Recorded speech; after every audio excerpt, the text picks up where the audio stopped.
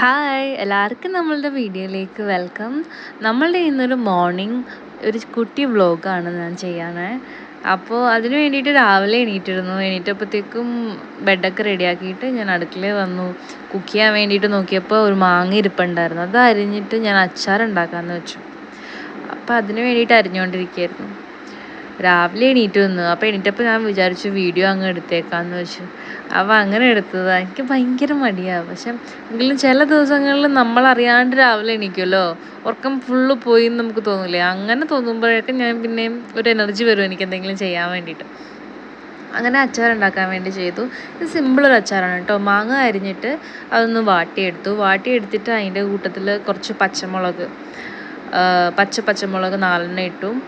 പിന്നെ അതിൻ്റെ കൂട്ടത്തിൽ കുറച്ച് മുളക് പൊടി ഇട്ടു, കുറച്ച് വിനാഗിരി ഇട്ടു ഞാൻ. എന്നിട്ട് അതിൻ്റെ കൂട്ടത്തിൽ കുറച്ച് ഇതുകൂടി ഇട്ടു, വേപ്പിലയില്ലേ, വേപ്പിലയുടെ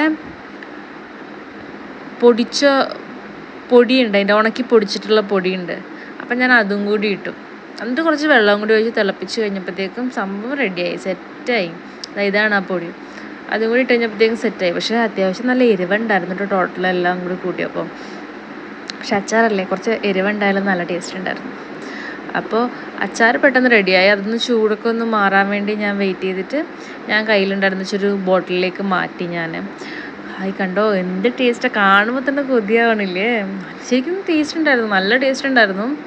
പക്ഷേ എരിവുണ്ടായിരുന്നു. കാരണം മുളകിൻ്റെയും എൻ്റെ കയ്യിലിരിക്കുന്ന മുളക് പൊടിയാണെങ്കിൽ നല്ല എരിവാണ്. കുറച്ചിട്ടാലും നല്ല എരിവുണ്ടാവും. പക്ഷെ ഞാനത് മറന്നു പോകും എപ്പോഴും ഇടുമ്പോൾ. ഞാനത് കളറ് കണ്ടിട്ട് ഇങ്ങോട്ട് ഇട്ടിട്ട് പോയതാണ്. പക്ഷെ കുറച്ച് എരിവ് കൂടിപ്പോയി. ആ കുപ്പിയിലേക്ക് ഞാൻ മാറ്റി വെച്ചു. അത് കഴിഞ്ഞപ്പോഴത്തേക്കും രാവിലെ കഴിക്കാൻ വേണ്ടിയിട്ട് ഞാൻ ഇതേപോലെ പാസ്ത ഉണ്ടായിരുന്നു എൻ്റെ കുറച്ച് ബാക്കി. അപ്പോൾ എല്ലാ പാസ്തയും നൂഡിൽസും ഒക്കെ കൂടി ചേർത്ത് കുക്കറിലാണ് ഞാനത് വിസിലിട്ടത്. എനിക്കതാണ് എളുപ്പമായിട്ട് തോന്നാറുള്ളത്.